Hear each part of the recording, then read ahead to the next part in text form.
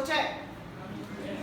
New education policy में entrepreneurship है, जिसमें ये सब्जेक्ट पर्टिकुलर सब्जेक्ट भी है और इसमें बताया जाता है, सिखाया जाता है।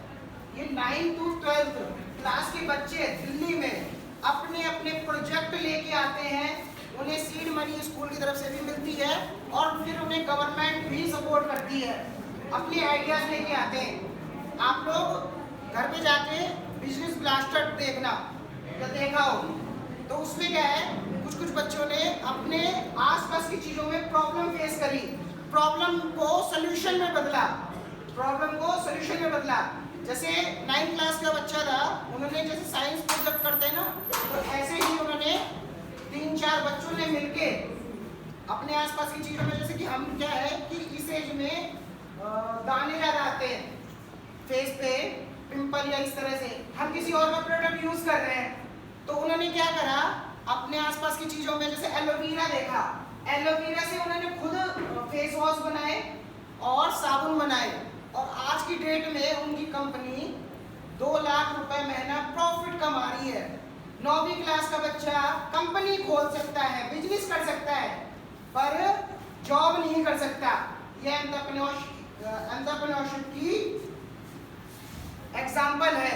ऐसे ही आप लोगों ने सुने होंगे 100 के 3 बल्ब, क्या इस तरह के एलईडी पहले 100 रुपए के इस महंगे थे, इतने सस्ते कैसे हो गए? क्या ऐसा कुछ सोचा हो, सुना हो? 100 के 3 अभी आए, ऐसा क्यों हुआ? इसकी कॉस्ट कम कैसे हुई? 11th क्लास के साइंस के स्टूडेंट थे, उन्होंने इस तरह से सामान लेके आए।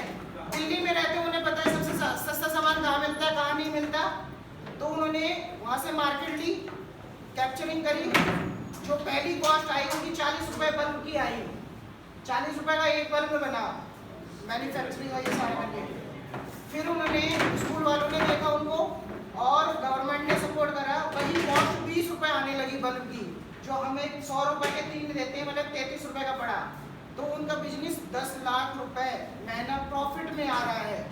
ऐसे साइंस के बच्चे, 11th क्लास के बच्चों ने साइंस का प्रोजेक्ट इस तरह से करा। ऐसे बहुत सारे एग्जाम्पल है। मेरे साथ एक स्टार्टअप है जो कैलीग्राफी सिखाती है, उसको कुछ भी आए ना, जैसे ट्यूशन एक तरह से होता है ना, ट्यूशन सेंटर में उसने क्या करा, खाली वो राइटिंग करना सिखाती है, मतलब कि कैलीग्राफी, मतलब कि अपनी लैंग्वेज को किस तरह से लिखे। कैलीग्राफी आप लोगों को पता होगा, हैंड राइटिंग करना सिखाती है छोटे बच्चों को, और उससे अर्निंग लेती है। स्कूल में जाती है वर्कशॉप लेने, कॉलेजों में जाती है वर्कशॉप लेने, उससे भी अर्निंग हो रही है, और घर पे भी पढ़ा रही है। ये हम कोई सब्जेक्ट से नहीं, जैसे मैथ साइंस हमें नहीं आता है या हमें टाइम लगता है समझने में, तो उससे वर्कशॉप भी ली। इससे हम लोगों ने जैसे रंगोली या स्केचिंग या वॉल